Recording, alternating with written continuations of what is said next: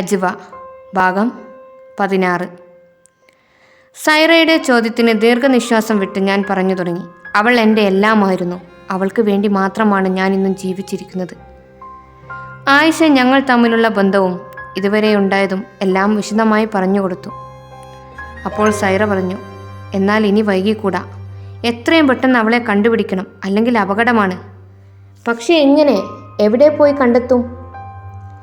എൻ്റെ നാട്ടിൽ ഇക്കാക്കൻ്റെ കൂട്ടുകാരൻ്റെ ഒരു വീടുണ്ട്. കുറച്ച് ഉള്ളിലേക്കാണ്. പക്ഷെ എനിക്കറിയില്ല.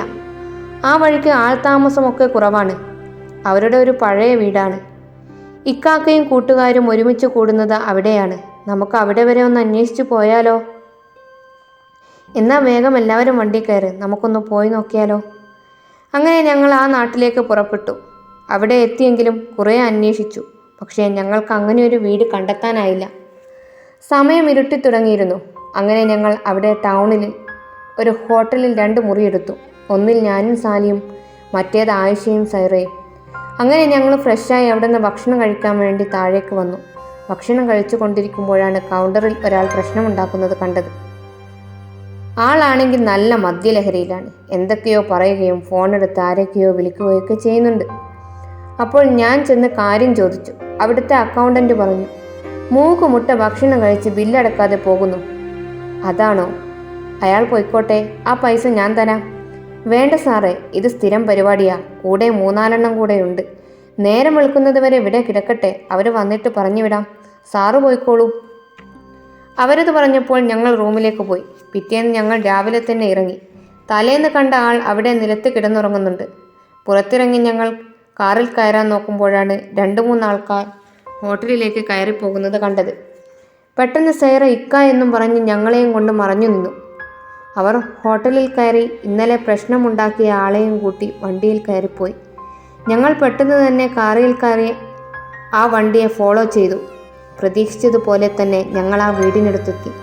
പക്ഷേ ഞങ്ങൾ അങ്ങോട്ട് കയറി ചെന്നാൽ അവർ അജ്വയെ അപകടപ്പെടുത്തിയാലോ എന്ന് കരുതി സാലി വേഗം പോലീസ് സ്റ്റേഷനിൽ അറിയിച്ചു. പോലീസ് സ്റ്റേഷനിൽ അവിടെയുള്ള അടുത്തുള്ള പോലീസ് സ്റ്റേഷനിലേക്ക് അറിയിക്കാമെന്ന് പറഞ്ഞു. 15 മിനിറ്റിനുള്ളിൽ പോലീസ് വന്നു. അവർ മുന്നിൽ പോകാമെന്നും ഞങ്ങളോട് പിറകെ വന്നാൽ മതി എന്നും പറഞ്ഞു. പോലീസിനെ കണ്ടവർ 4 പാടും ചിതറിയോടി. അവർ അവരെ പിടിച്ചു കൊണ്ടുവന്ന് എത്ര ചോദിച്ചിട്ടും അജ്വ എവിടെയാണെന്ന് അവർ പറഞ്ഞില്ല. ഞങ്ങൾ അവിടെ മുഴുവൻ അരിച്ചു പെറുക്കി. പക്ഷേ അവളെ കണ്ടെത്താൻ കഴിഞ്ഞില്ല. പോലീസുകാർ അവരെ സ്റ്റേഷനിൽ കൊണ്ടുപോയി ചോദ്യം ചെയ്യാമെന്ന് പറഞ്ഞ് അവരെയും കൊണ്ട് സ്റ്റേഷനിലേക്ക് പോയി. അവളെ കാണാൻ കഴിയാത്ത നിരാശയും അതിലുപരി ദേഷ്യവും കടിച്ചമർത്തി ഞാൻ ആ തറയിൽ ആഞ്ഞു ചവിട്ടി. എൻ്റെ ചവിട്ട് കേട്ട സാലി പെട്ടെന്ന് എൻ്റെ അടുത്ത് വന്ന് അവിടെ ചവിട്ടി നോക്കി. അവിടെ എന്തോ ശബ്ദത്തിനൊരു വ്യത്യാസം പോലെ, ഡോറിൽ മുട്ടും പോലെ. മാറി മാറി പലയിടത്തും ചവിട്ടി നോക്കിയെങ്കിലും അവിടെ മാത്രം ശബ്ദത്തിന് മാറ്റമുണ്ട്. അങ്ങനെ ഞങ്ങൾ അവിടെ ടൈൽ മാറ്റാൻ പറ്റുമോ എന്ന് നോക്കി. ടൈൽ മെല്ലെ പൊക്കി മാറ്റിയപ്പോൾ അവിടെ ഒരു ഡോർ തെളിഞ്ഞു വന്നു. അജ്വ തുടരും. അപ്പോൾ എൻ്റെ കഥ ഇഷ്ടപ്പെടുകയാണെങ്കിൽ എല്ലാവരും ചാനലൊന്ന് സബ്സ്ക്രൈബ് ചെയ്യാനും അതുപോലെ കമൻറ്റ് ചെയ്യാനും ലൈക്ക് ചെയ്യാനും ഷെയർ ചെയ്യാനും മറക്കരുതേ. Thanks for watching.